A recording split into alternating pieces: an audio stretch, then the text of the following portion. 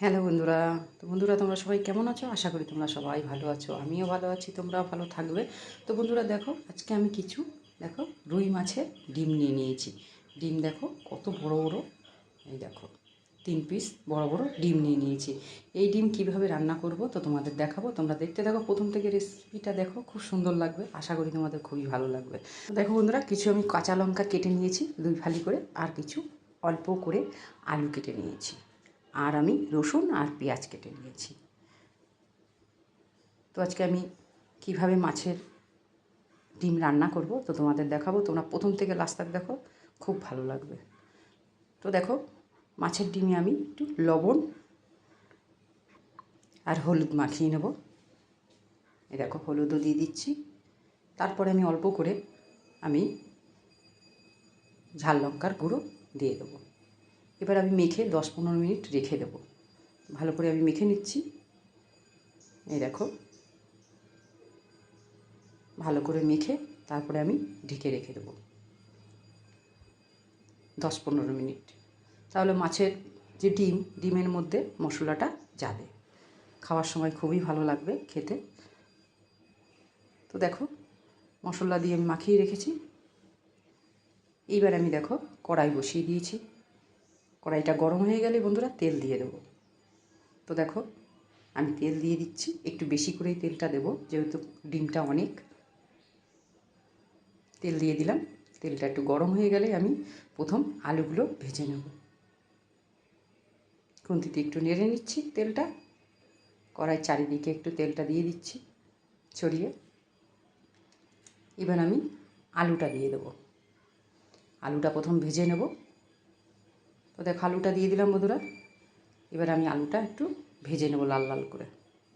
ততক্ষণ একটু নেড়ে নিচ্ছি।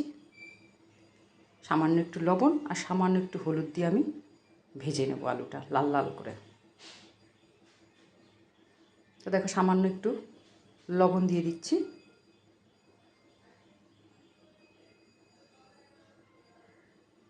এবার সামান্য একটু হলুদ দিয়ে দেবো। বেশি লবণ দেবো না, যেহেতু ডিমে লবণ হলুদ মাখিয়ে নিয়েছি, সেহেতু অল্প করে হলুদ লবণ দিয়ে দিলাম। দিয়ে এবার আলুটা ততক্ষণ বন্ধুরা ভাজা হতে থাকুক। তো দেখো সামান্য একটু হলুদ দিয়ে দিলাম, হলুদ বেশি দিইনি। এবার আমি একটু নেড়ে চেড়ে ভেজে নেবো ভালো করে আলুগুলো। মাছের ডিম রান্না করতে টাইম লাগবে না, এই জন্য আলুগুলো একটু ভেজে নিতে হবে লাল লাল করে। তো দেখো আলুগুলো অনেকটাই লাল লাল ভাজা হয়ে গেছে। আর কিছুক্ষণ ভেজে আমি তারপরে নামিয়ে নেব। তো দেখো আলুটা সিদ্ধ হয়ে গেছে। এই দেখো আরেকটু আমি নেড়ে চেড়ে লাল লাল করে একটু ভেজে নিতে হবে, যেহেতু একটু। এইবার দেখো আমি নেড়ে দিলাম, অনেকটাই লাল লাল হয়ে গেছে আলুগুলো। এবার আমি আলুগুলো ছেঁকে নামিয়ে নেব তেলের থেকে। নামানোর পরে দেখো যে তেলটা থাকবে, সেই তেলের মধ্যে আমি এবার পেঁয়াজ রসুন যে কেটে রেখেছি, সামান্য একটু তার আগে কালো জিরে সম্বার দিয়ে দিলাম। কালো জিরে সম্বার দিয়ে দিলাম।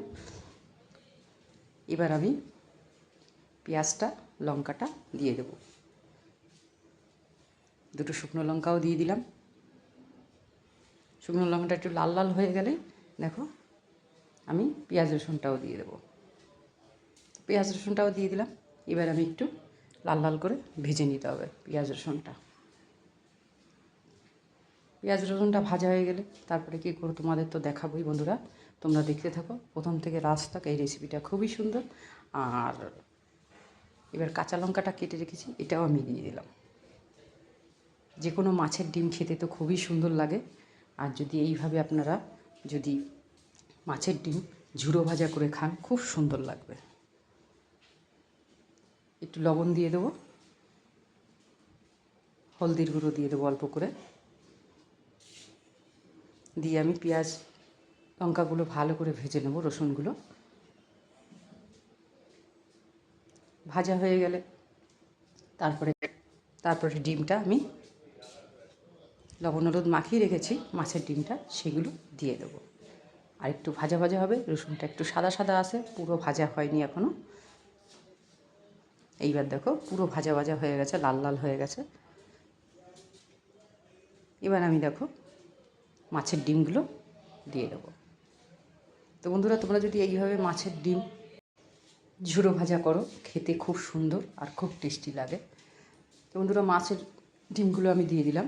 এবার একটু আমি নেড়ে নেব ভালো করে, বারে বারে যেহেতু আমাকে একটু নেড়ে দিতে হবে কড়াইতে যেন না লাগে।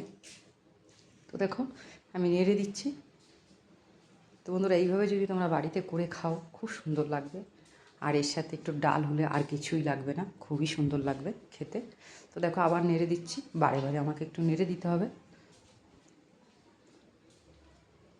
আর মাছের ডিম তো খেতে খুবই ভালো লাগে। তো বন্ধুরা বারে বারে একটু নেড়ে দিতে হবে। এই দেখো নাড়তে নাড়তে ঝুড়ো ভাজা হয়ে যাবে ডিমের। আর মাছের ডিম তো সবাই খেতে ভালোবাসে। তো আপনারা যদি এইভাবে বাড়িতে করে খান খুব ভালো লাগবে, আর খেতেও খুব সুন্দর লাগবে। তো যাই হোক বন্ধুরা, আমি আবার একটু আলুগুলো যে ভেজে রেখেছিলাম সেই আলুগুলো আমি একটু দিয়ে দিলাম।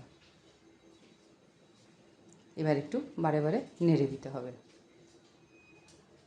কড়াইতে লেগে গেলে পুড়ে যেতে পারে, এর জন্য বারে বারে আমাকে নেড়ে দিতে হবে। তো দেখো কতটাই ঝুরঝুরে হয়ে গেছে, এই দেখো ভাজতে ভাজতে, এই দেখো বারে বারে একটু নেড়ে দিতে হবে। এবার দেখো নামার একটু আগে গরম মশলা দিয়ে দেবো। গরম মশলা দিয়ে আমি একটু বারে বারে একটু নেড়ে নেব। তো বন্ধুরা এইভাবে যদি তোমরা বাড়িতে বানিয়ে নাও খুব খেতে সুন্দর আর ভালোও লাগবে। এবার গরম মশলাটা দেওয়া হয়ে গেলে আমি আর বেশিক্ষণ রাখবো না। মাছের ডিম রান্না করতে বেশিক্ষণ লাগেও না। তো দেখো এবার আমি আর একটু নেড়ে চেড়ে নামিয়ে নেব। এই দেখো হয়ে গেছে। এবার আমি বন্ধুরা নামিয়ে নেব। তো বন্ধুরা দেখো নামিয়ে নিয়েছি, এই দেখো।